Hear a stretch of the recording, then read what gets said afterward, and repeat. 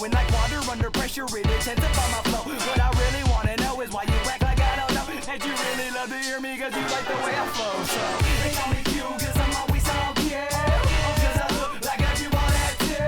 But keep in mind that I'll always be Q. And if you see me any different, then homie, that's cool. They call me Q, cause I'm always on cue. Cause I look like I do all that too.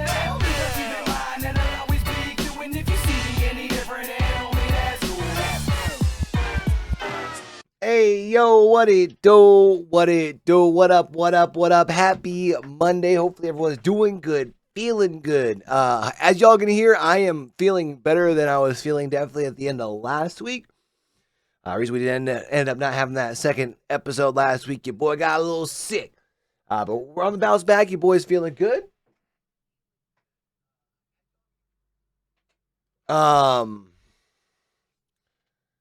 But yeah, man, hopefully everyone's doing good. Hopefully everyone had a good weekend. Super Bowl weekend. I know a lot of people were up watching that. Hopefully, you know, things went the way that you were expecting, or at least the way that you were hoping. I hope y'all weren't expecting the law of 13 to be to be counted against, man. GG's to Kansas City Chiefs. Wild wave for it to end. I'll tell you what, I ended up falling asleep before things got good because it was a boring first half. But then got good. I went back and watched it. Good stuff, good stuff. But you know what, man? Welcome on into the East.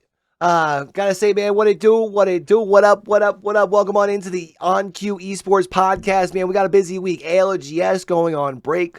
So we'll talk a little bit as far as like how things the last week kind of broke down. EU Regional number 1, absolutely crazy. A bunch of mayhem breaking out. Vitality getting upset not once, but twice. And then even in NA, as far as for qualifier number 2, we saw a CRL team qualify like as a whole for the main event in qualifier number 2. A couple of other teams that have some CRL players, so it seems like maybe we're starting to see that pathway to pro starting to open up a little bit over in the Rocket League seed, which I think would be, you know, kind of cool. We also got the kickoff to VCT starting off this week, man. So without further ado, let's go ahead and get down and do what it do. Let's go ahead and kind of talk about as far as I think to start things off. Let's talk about ALGS. Like I said, it's probably going to be like the last week we talk heavy on ALGS just because they are going to be getting a couple of weeks of a break because of the season 20 dropping this week. We're going to be bringing a lot of changes. We'll probably do a video kind of talking about some of the meta changes that should be expected in ALGS with all the changes coming with the new season. But all of our regions are going on break. So we still have the situation where like our APAC regions have an extra like game, like a round Dave's played. Essentially, they've completed round 2, whereas y'all can see on your screen here up at the top, round 2 is not completed in NA. Same way over in EMEA as well. But going into break, you know, North America, it's funny, we have got 2 APAC-South teams sitting at the top. I know, obviously, when you look here on the screen for people who are watching either on YouTube, watching live while we're recording, versus just the audio listeners, you're going to sit here and say, hey, but LG's got 2 more points than Moist, which is true. But Moist has 1 less session played, so unless they end up placing, 18th or lower, they're going to end up, you know, up around where Dark Zero is. It's kind of crazy to think that Dark Zero is sitting at 64 points, leading North America, while also sitting on just 3 sessions played thus far. Whereas, you know, LG's got 4 played. Same thing for TSM, GKS. Then a couple of other teams back behind them, which does venture to say, as far as for TSM, kind of a, you know, hot start to their season. You know, they had the 2nd place finish week number 1 to Dark Zero. But then, you know, a couple places back, 14 points is, remind me here real quick, chat. Like 12th place. No, it's 6th place, right? Yeah, 6th place. So, I mean, they're still doing decent, but when you look at the overall standings, when you think about, again, some of these teams that are behind them having 1 less day played them, Furia being, you know, one of those, Space Station Gaming, Elevate, even Complexity, who have really kind of caught fire the last couple of sessions that they've been playing.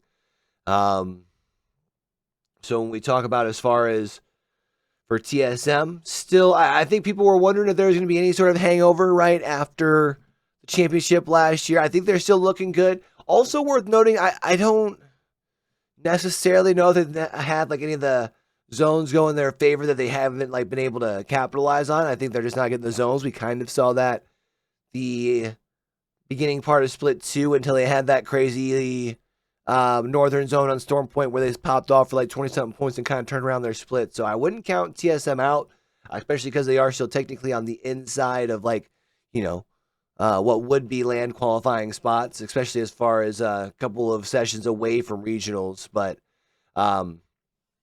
again, kind of funny looking back at, we're seeing a lot of people actually. I saw Jayhawk tweeting about it. We saw quite a few people talking about how APAC-South sits atop North America.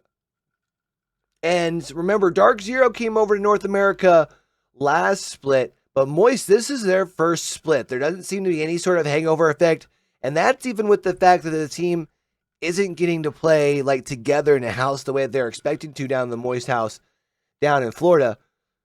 Hold on, pause. I know what that sounds like. The house that Moist has for their team. There we go. Let's not get too crazy, chat. But because of the whole visa issue, and I don't know if they've been able to get that sorted out. I think they still have a couple of them living up. I think it was Canada. I could be wrong on that. I don't want to say that with any certainty, but I know that they were not living together because of the visa issue. So for them to still be performing this well, is it a honeymoon period with Sykes? I guess you could ask that question. Which also, even when you talk about, is this a honeymoon period with Sykes? Look at where XSET is sitting. Granted, they've got 3 sessions, so they still have some time, but they're sitting down in 18th as far as for XSET. Maybe moving away from Sykes wasn't the move.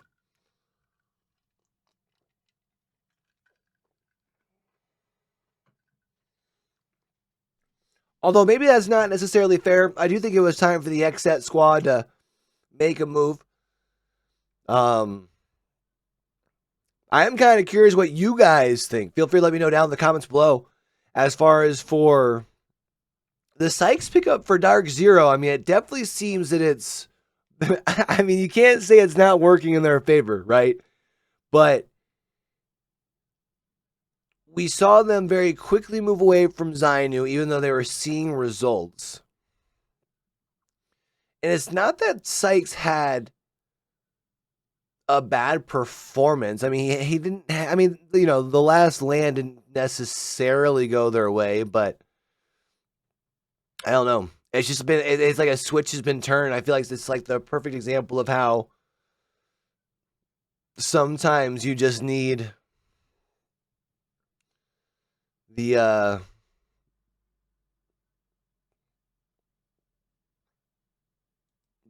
perfect opportunity. You need something new. Sykes goes over to Dark Zero and it's just been absolutely crushing it. Excuse me, chat. I was saying I was feeling good, and all of a sudden I'm talking and yelling and feeling the back of my throat. But we'll be fine. We'll get through this. Appreciate y'all for vibing with your boy. But yeah, I mean, so as far as for NA, I think when we talk about,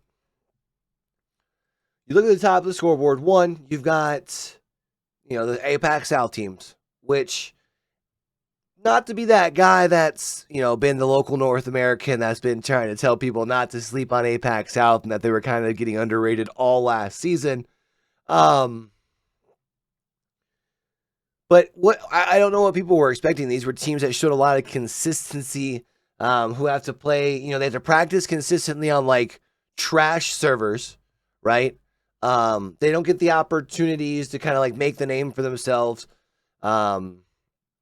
Because the third party scene is not as big, hard to get those quality reps in because everyone's always going to, use scrims as they are for scrims. I don't think there's ever going to be serious scrims except for that last week before land, right? So I feel like we're seeing for Moist, them coming over and being able to get the consistent reps in North America, plus, obviously the, for them also having their roster pick up. But so both of them having pickups that were working in their favor. LG, I think, despite having a little bit of a fall off, I think they're still in a spot where they're pretty good. Oh, actually, before I move on, also rumors of Legends Gaming already looking at potentially relocating to North America as well. Imagine North America has 3 APAC-South teams that end up coming on over and taking spots. Of course, as they come over and end up performing well for North America, their performance counts for North America versus APAC-South. But again, I just feel like, for me, I love seeing it because I feel like APAC-South was so undervalued, and APAC-South still has so much other talent as well that we are going to be seeing, I think, come even our first LAN. But for NA, I think for some surprises, I don't know if I was expecting Furia to be doing this good this early. I think for me, they were a team that I was expecting to go to LAN for split number 1.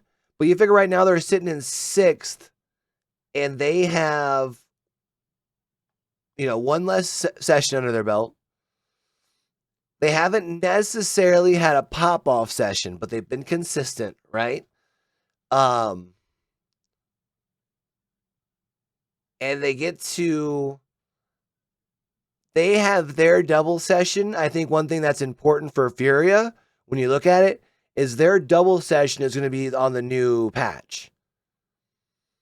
So when you talk about teams that we know in the past have been able to create metas, when you talk about his Watson, to think about the potential of this team who's already kind of shown the prowess that we're kind of used to seeing from the Fury of old, right? Give them some time to adapt and create a new meta towards the end of the season, get high at the right time, getting ready for LAN. Watch out, man. Watch out. Obviously, SSG has been looking really, really good as well. I think E8 definitely worth giving a shout out to. Disguise down at 11. I think also a team that has not shown their potential yet in any given series. So I think we still have a lot of, I feel like with the new patch coming, which is why I'm going to be excited, I got to figure out when we're going to be able to watch some scrims, if we're going to be honest, guys. Because for me, I think the big thing for me is going to be which of these teams can adapt with all of the changes coming, right? Because when you talk about changes to loot, it makes me wonder what kind of, I feel like loot changes completely get messed up because of the whole changes to the crafter, right? Now you have 2 weapons that are going to be added to the ground. Does loot almost get saturated on the floor where it's hard to find your strong weapons in the sense, right? Also with all the changes to the legends, what changes as far as, when we were talking about Furia, right? Their ability to create a new meta, or if anybody's going to be able to find kind of that niche that really works for them heading into a new LAN, who's going to be able to really create that, whether it's in NA or any of our other regions, you know what I mean? But I think NA's been delivering the best product top to bottom from week to week. But I do think that we are seeing the gap getting closed from other regions as well.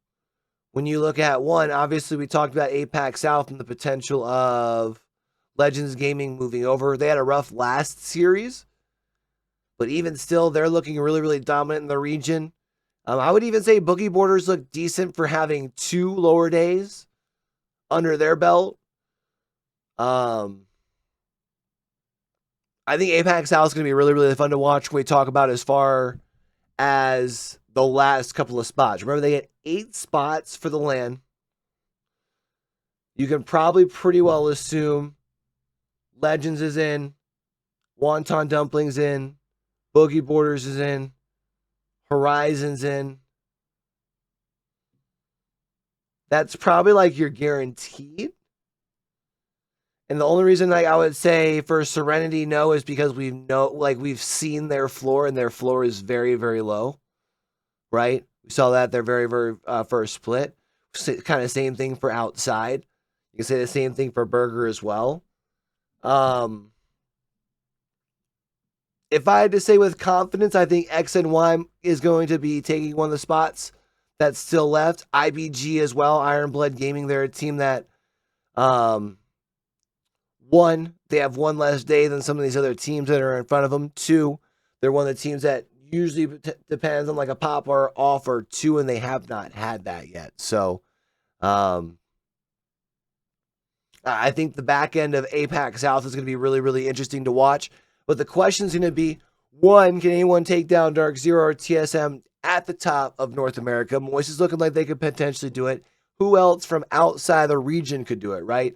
Legend Gaming, we saw that they were 3v3 away from basically winning the championship. If they win their 3v3 with TSM, I think they duplicate the result that we saw from TSM from there on out, and they're champions, right? So can Legends Gaming do it? When we look at APAC North, I think the new Fnatic squad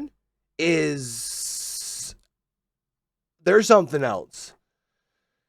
It's funny, when we saw in the offseason and all the roster moves happened, I thought Pulverex won the roster moves just because I figured with adding the slaying power of Hammer Drill and Umichan with Eftion, the problem is it seems like they're still trying to figure out what their identity is.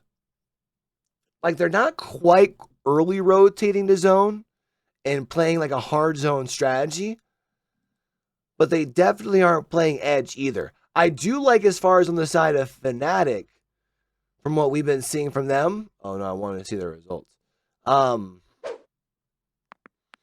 They're playing your more traditional international style play. Last year, it felt like sometimes, at times, and of course it's a different roster last year, right? You still have Yuka F, of course, but sometimes just taking advantage of the fact that they were the better team in every lobby. Here it feels like this year we've been seeing Fnatic getting into good spots and then winning because they're still the best team in the lobby. You know what I mean? So I'm going to be excited to watch the Fnatic squad. Even Reject, really. The only thing is Reject just seems to fall a little bit short when it comes to alongside Fnatic, but usually they're kind of neck and neck too in the lobbies that they're together. Well, comparatively. Fnatic's kind of had some, the one day they had 3 back-to-back games. Where's the other one where they're in the same lobby together? Oh, maybe that one not quite so much. But they've looked decent, it feels like. They're obviously the ones sitting second overall. Riddle Order kind of had a fall off in the last week.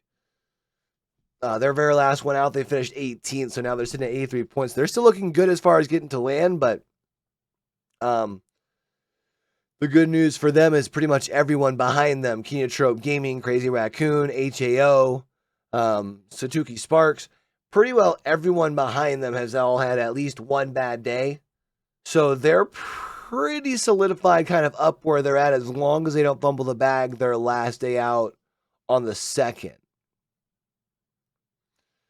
So I feel like Riddle Order's still feeling good. How they work on international play, I don't know. I feel like really the main threats from APAC North right now is Fnatic. And I keep calling them Realize, but it's Reject Windy. The old Realize roster. Are probably the two teams. Also in EMEA too, man. You talk about teams that look like they could potentially kind of flip the script of the past. Man, the Aurora squad sitting at 71 points after just 3 sessions. They get to come back and have 3 of the last 4 days. So if they can build themselves some more momentum, even on top of that, heading into the end of the season. And they look good, man. Aurora, I mean, especially with the addition of Hardeki, but we've seen Night Impulse and Orain in the past, right? The old Fire Beaver squad just without Taskmaster. And even in EMEA, I feel like E6 has the potential that, if they show up on a good day, they can walk away with a trophy. Even 07 the same. I feel like behind that in EMEA, I have questions. Obviously, we're going to be seeing the roster change in Alliance, and we talked about last week. So we'll see how that ends up playing out, right? But I think Alliance is my biggest surprise in EMEA. Yeah, I would probably say they're my biggest surprise. I was kind of hopeful on 40% worse, but I'm not necessarily surprised at their results as far as where they're sitting at, right? I mean, they're first split back in. Should deal with the health issues as well. And EMEA, I do think at the top is relatively close, which kind of makes it harder for those teams that are sitting at the bottom, like a 40% worse. Even like the TSM Phoenix squad, who are sitting like right on the cusp right now at 22, they'd be just inside that relegation line. But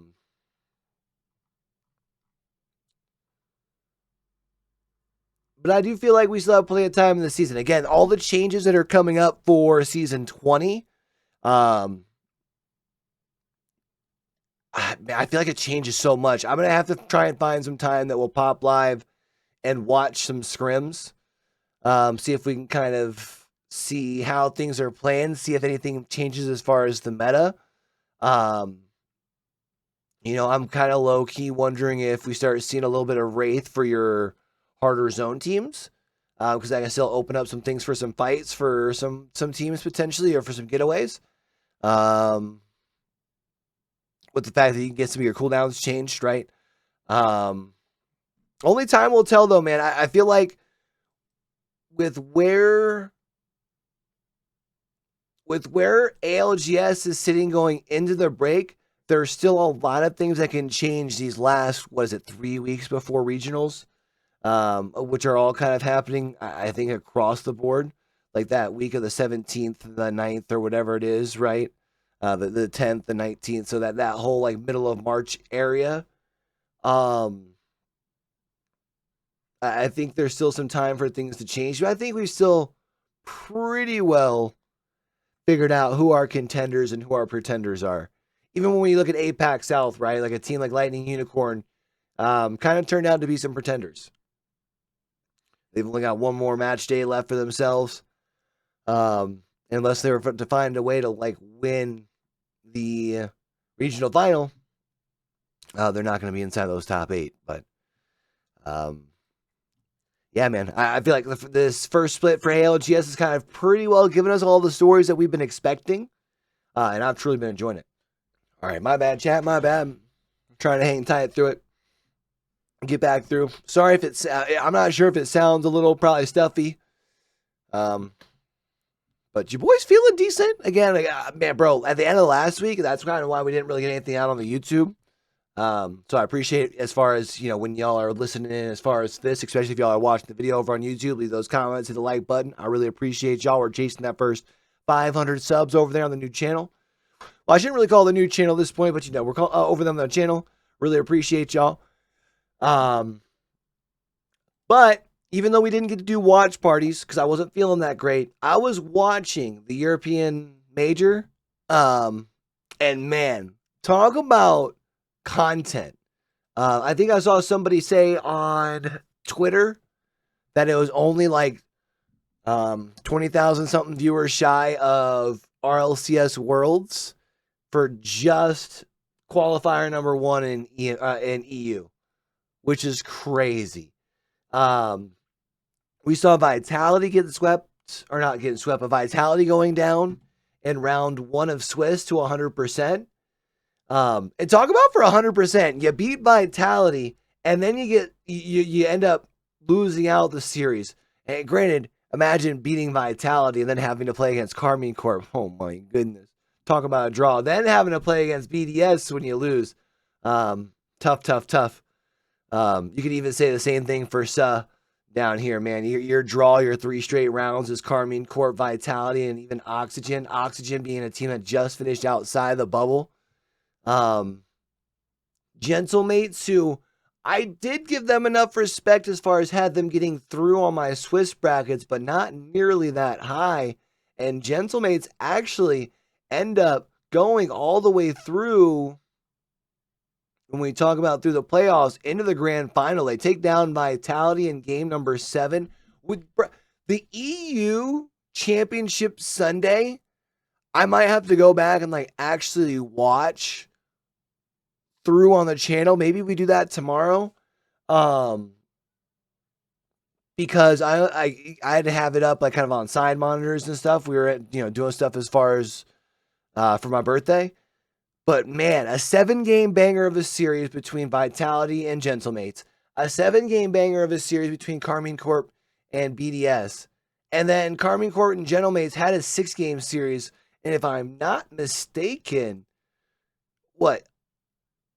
Oh, I thought there was an overtime. They just must have had a couple that went really, really close. I mean, it's still, man, it was a banger of a matchup. Like just a Sunday for having those 3 matchups. Instantly delivering us some content that we have very much been needing in RLCS after the long break, man. So EU is going to be fun to watch. Unfortunately, we're seeing pros talk about it. I saw the Carmine Corp coach also talking about, man, the open format is very, very tough as far as for keeping consistency at the top. It's also kind of tough as far as for the competitors. You're playing every single weekend. And the best of 3s, man, those can go south very, very quick during open quals. So I do think that as far as when we talk about delivering the content that we as spectators want, that we as viewers of esports want, on the money. I think we've got to find somewhere where we can land that's in between, though, where we can kind of have a nice little balance moving forward. But going to be fun to watch. And also, even when we talk about, so that was during the day, and then in the evening, we had over in North America the start of Qualifier 2, so that not the end of things, because remember, they're offset for some reason for EU. But during the double elim portion, I am super, super excited to see college squads getting through. Where is the one down here? What's their actual name? Hold on. University of Robs, Patty, Tristan, Bullseye. That is the Akron's Zip Squad from ZRL. That is the Akron Zip Squad from CRL. So that's a team a full CRL squad making it to the main event. Super, super cool.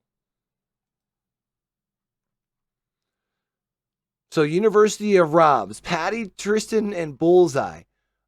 Usually you see them playing under the Akron Zip logo in CRL. They qualify for the main event. I mean, so top 16, a CRL team. Not only that, though, you also got to remember, what was that with my voice? Not only that, but Deleted XD and Incorrect, they're also made up of like mixed bag of CRL players as well. So you essentially have 3 CRL teams in the top 16 in NA. And remember, Hockey was playing in CRL not that long ago as well, right? Last season? Season before last? Yeah, last season. I think fall was his last season, if I'm not mistaken, right? So, I think we're seeing that the pathway to pro for CRL is there, which I think super cool. I think when we talk about for collegiate esports and kind of opening up that pathway, really cool to see. However, I think when you see how dominant some of the best teams over in EU are, I can't help but wonder if part of it is because we have these teams that keep making changes with these pros who some of them are maybe, we've seen their peak, they're past it, instead of bringing in this new talent and helping bring them up to the next level. Definitely interested to know what you guys think. Feel free to let me know down in those comments below. Gotta say, though, super excited for the Deleted XD squad, man.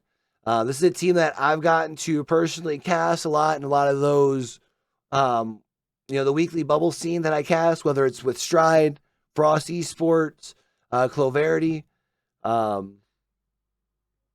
just a good group of folks over there, man. So to see them being able to get this far, super cool. Incorrect. We also got to cast them during the Frost Esports 1K last week. They were the ones who ended up winning it. Another squad that's, kind of starting to come together. You feel like it's hard to not cheer for, But even when you look at this NA squad, man, NRG, TSM, and OG technically being your last three in, or your lowest three seeds in NA.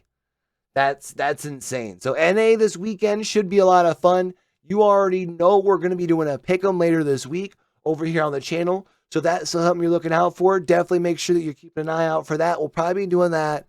Today is Monday. We'll probably do that like Wednesday, maybe. And try and get that up over on YouTube. So keep an eye out for that. All right. I feel like as far as talking about heading into most of the other events, I don't really know as far as much to give you guys. Didn't get a chance to do too much homework this weekend with being sick. I am going to be excited to see that minor regions are getting their main broadcasts back, which also means your boy's going to be getting to some work. So super, super excited for that. So that will also kind of slow things down as far as watch parties this coming weekend, since your boy is going to be doing some RLCS work. All right. I'm trying to think if there's anything else as far as RLCS I wanted to hit on before we move on. By the way, guys, what do you guys think as far as kind of going with more of this style? I didn't want to go over like just results straight out, kind of the way we did last week. I kind of felt like that drug out a little bit too much. Didn't have as much value as I like to be able to deliver. So if you kind of like the more review offhand, kind of talking about main points and disappointments and stuff like that, I would love to get you guys' feedback like in the Discord or something. All right. As we were talking about though earlier at the top of things, this week we're finally getting the kickoff of VCT, the international leagues. They're all doing their kickoff. So this week we see the start of VCT Americas and VCT Pacific.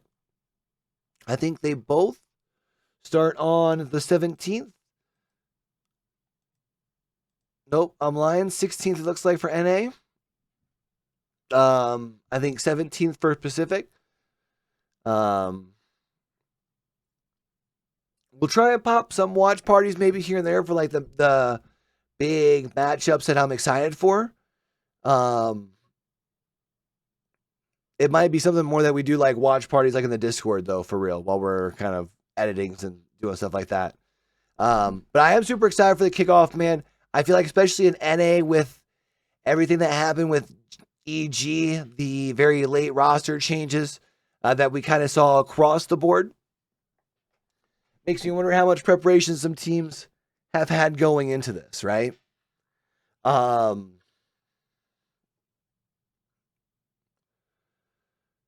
the way that it works, if you win through your group stage, you advance to the playoffs. All the second place teams, they play one more like mini group stage sort of deal.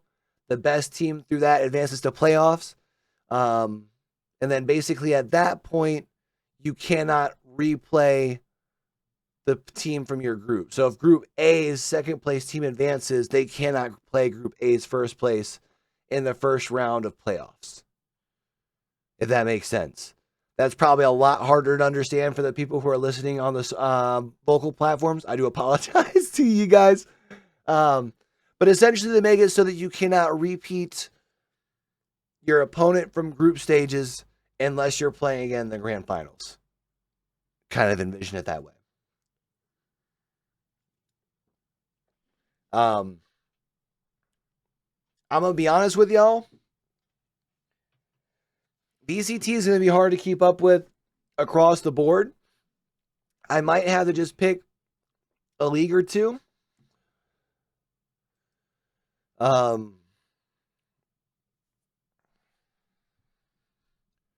Like, I definitely want to watch NA for sure. Really pay attention to it, man. I'm going to be really excited to watch the Leviathan squad. I'll tell you what, this Group B is the group of death. Wouldn't be surprised to see a Group B grand final. However it plays out.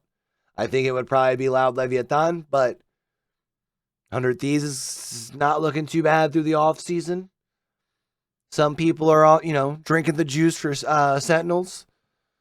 So, Group B should be a lot of fun to watch. I would even say over in Group A, I think the winners match is going to be fun to watch as far as NRG and C9. And I think the C9 Furia game is going to be fun to watch as well. And in Group C, talk about G2. You get ascended, and you probably get a pretty, I don't want to call it a free move up and into the playoffs, but you're at least getting past Crew.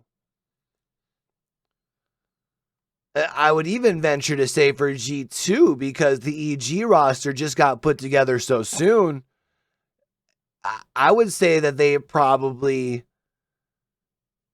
you would imagine they have to have the best chances of winning out Group C. The good news for EG is they only need to win one game because they're already in the winners match. If not, they fall and they play Crew, and I think even with their recently put together squad, I think that they do still have the experience on the team, despite it being recently put together. For Evil Geniuses, I think that they at least beat Crew to get themselves in the play-in. But then even then, right, for Evil Geniuses, you go through the play-in, because I think that's probably the route you go. Who are you playing in the play-in? Probably Loud. Probably Leviathan from Group B. Because I do think Loud is still the best team in Group B. I think Leviathan will have a better peak, but I think it's going to take a little bit of time. And what, Cloud9? And you're going to tell me EG is going to win out of that to get back into playoffs? No. There's just no way.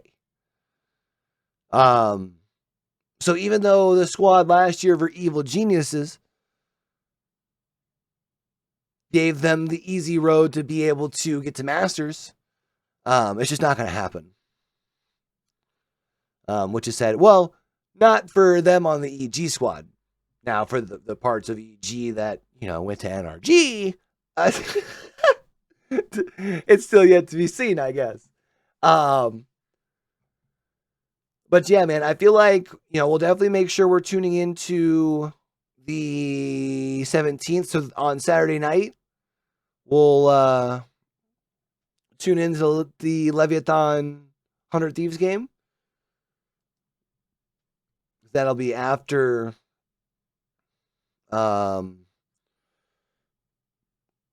RLCS casting. I'm trying to figure out if I want to watch any of the games in Group A. I don't think I do. Not until, I want to watch next week, watch NRG versus Cloud9 in the winners match. But I think I only want to watch, I would honestly wouldn't mind watching both of the Group B games, but I don't know if I'll be done in time to watch the Loud Sentinels game. But there's a good chance we'll probably pop a watch party Saturday night. What we will probably do is watch Saturday RLCS first, and then maybe switch over to that. Is probably what we'll do. I think as far as for Group A and Group C, I just want to watch the winners matches for real, and then the playoffs as far as from there. I know we've obviously done the NA and EMEA tier lists, which is just basically predicting where they're going to finish as far as for the season. If y'all want to watch those, I'll definitely make sure to put a little link right up in the top right-hand corner for you guys over here on YouTube. All right, I feel like those came out pretty good. I think, I don't know if I'm going to do a Pacific. Honest, I think I would rather just do pick'ems heading into group play. So I think maybe we'll just probably do that. what if games start? Games start Friday.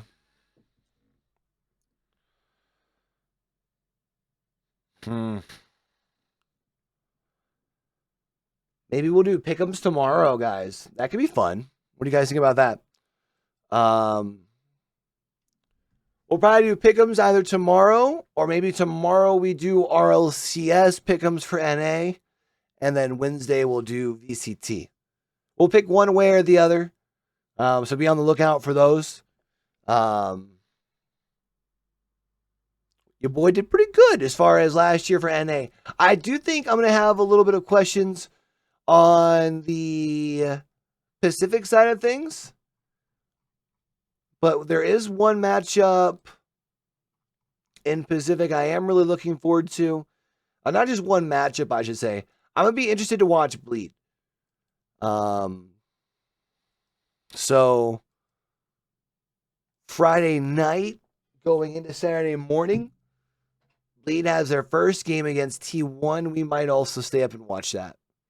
Or maybe we'll take a nap and then watch that.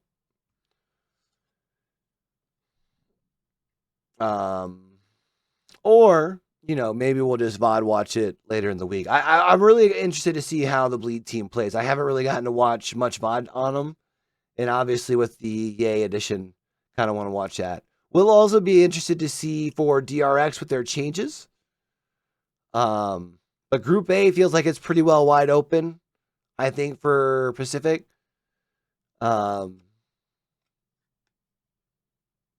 Honestly, I have a lot of questions all the way across the board for Pacific. So it's probably the one region I'm the least confident in any of my picks. Which, you know what? Whatever, man. We'll kind of swing big, miss big. You know what I'm saying? And maybe we'll hit big a couple of them. But yeah, look at that, man. Able to do a quick wraparound. We're able to hit all three, and we're able to get the things done around 45 minutes, close to 50 minutes. Sheesh. Yo, I got an idea. I want to kind of throw an idea out there. Let me know what you guys think. Whether it's throwing it in the comments over on YouTube, throw me like a DM. Let me know over in Discord. But I think what I want to do is, obviously, I was talking about last week, want to do the 2 episodes of the podcast. I think I want to continue doing that. But what I think I want to do is add in an interview portion to the second podcast. But I don't think I want to do the interview live. So essentially, we would record the podcast Thursday, and then when you tune into the podcast after the fact, it would have the extra segment. I don't know if that makes sense or not, or if it just makes sense to have the interview live. I don't know. Maybe let me know down in the comments below. No, but for real, man, if you are watching over on YouTube, though, we're chasing the first 500. They changed the rules as far as the first wave of being able to get like memberships and things over here. And the first bit of that is kind of unlocks for your boy at 500, which would kind of help as far as having like super chats, memberships, things like that for the watch parties, which would be kind of cool. So if you haven't already done so, do me a favor. Make sure you hit that subscribe button, especially if you made it thus far in the podcast. You probably enjoy the vibes. You probably love a wide array of esports. Your boy's covering quite a bit of things, all right? Also looking like your boy's going to be getting into a little bit of 2K casting in some afternoons during the week. So keep your head up for some information or maybe an announcement in regards to that. I said earlier, we got SSA looking like we're getting our cast back. So I'm going to be back on the desk at least a little bit. Hopefully maybe getting more work. Not exactly sure. Not trying to butt my way in over there, but just happy to be along for the ride. But going to be excited to be back on some RLCS casting this weekend over in the Sub-Saharan African region. We've got another week of Mid-Atlantic Esports Conference Rocket League casting. That's going to be Wednesday. We do not have TEC starting up for but like another 2 weeks or so. Yeah, 2 weeks from actually today, from when I'm recording, is when the season starts. So then that will also be picking up, man. So your boy's casting schedule is picking up pretty big. So, appreciate y'all vibing, being patient when, your boy's going to be getting the content out when I can get the content out. You know what I'm saying? But really appreciate y'all vibing with your boy. Like I said, we're going to be back. We're going to do another one on Thursday. Going to kind of actually look at predictions for NA, probably even predict a winner for our other regions as well. Maybe not so much do a pick-em, but just kind of do a quick wrap around for all the regions. We'll probably only very briefly talk ALGS for real, just because we won't have had much time to see as far as the new patch and things like that.